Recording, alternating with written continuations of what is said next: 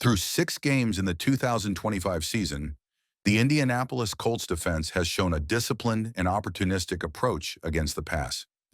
Their efficiency fluctuates by situation, but overall, the defense thrives when pressure is generated and struggles when quarterbacks have clean pockets.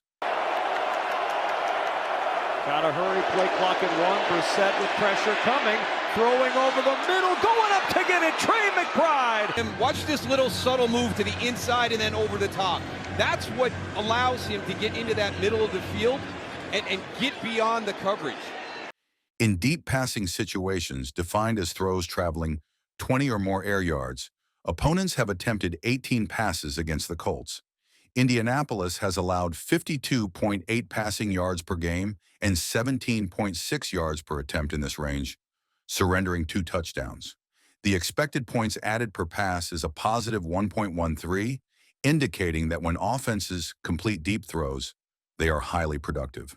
However, the Colts have created pressure on over half of these plays, 55.6%, while limiting average receiver separation to only 2.2 yards. This shows that while some deep passes connect for explosive gains, most are tightly contested due to strong coverage and pass rush timing. On intermediate passes, which travel between 10 and 19 air yards, the defense has been far more efficient. Opponents have thrown 40 passes for 45.8 yards per game, averaging just 6.9 yards per attempt with 1 touchdown allowed. The expected points added per pass is negative at negative 0.27, which means Indianapolis is actively decreasing offensive value in this zone. A quarterback pressure rate of 35.0% and average receiver separation of 2.5 yards reflect tight coverage and strong communication across the middle of the field. In short passing situations, which involve throws under 10 air yards, opposing quarterbacks have attempted 162 passes for an average of 150.3 yards per game and 5.6 yards per attempt. 7 touchdowns have been allowed in this range, and the expected points added per pass is nearly neutral at plus 0.02. The Colts' defensive backs have done well to limit yards after the catch, but the average receiver separation of 3.9 yards shows that offenses are often finding space on quick routes underneath soft zones or cushions.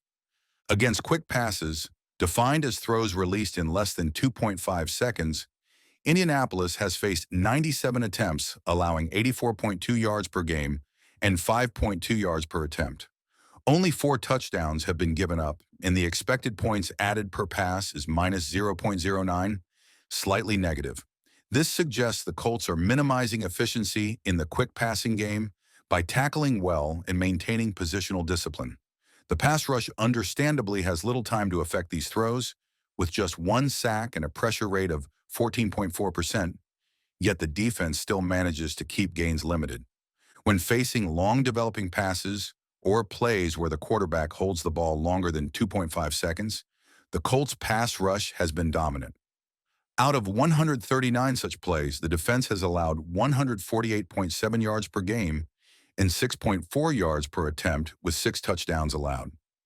The expected points added per pass is slightly negative at minus 0.07, but more importantly, Indianapolis has produced a 48.2% pressure rate and a 10.8% sack rate, collecting 15 total sacks in these scenarios. These numbers demonstrate how effective the Colts' defensive front becomes when given time to reach the quarterback, as longer developing plays often collapse under their pass rush.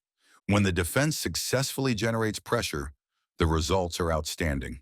Opponents have completed 81 passes under duress, averaging only 45.3 yards per game and 3.4 yards per attempt. The expected points added per pass drops to negative 0.63, with 16 sacks and only 1 touchdown allowed. This is elite-level efficiency, showcasing how Indianapolis disrupts timing, forces poor decisions, and capitalizes on pressure opportunities.